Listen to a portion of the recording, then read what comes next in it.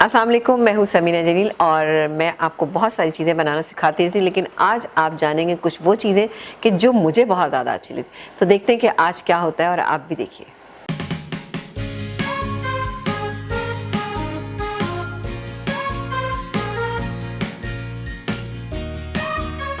वैसे तो मुझे देसी खाने बहुत अच्छे लगते हैं, लेकिन ये कि मुझे देसी के बाद हमेशा चाइनीज़ बहुत अच्छा लगता है।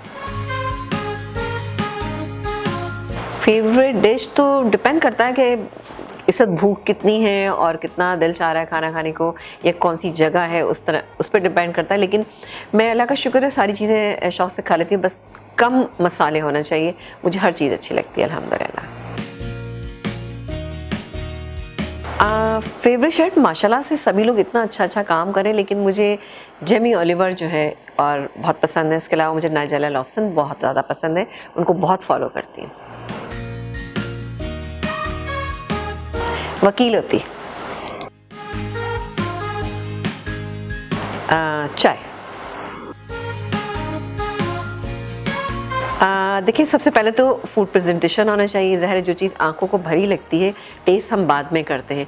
तो प्रेजेंटेशन अच्छी होती हो तो खुद ब खुद आपका हाथ जाता है और आप उसको टेस्ट ज़रूर करते हैं। लेकिन दोनों चीज़ें बहुत ज़्यादा मैटर करती हैं, बट प्रेजेंटेशन जो है वो ज़्यादा मैटर करती है।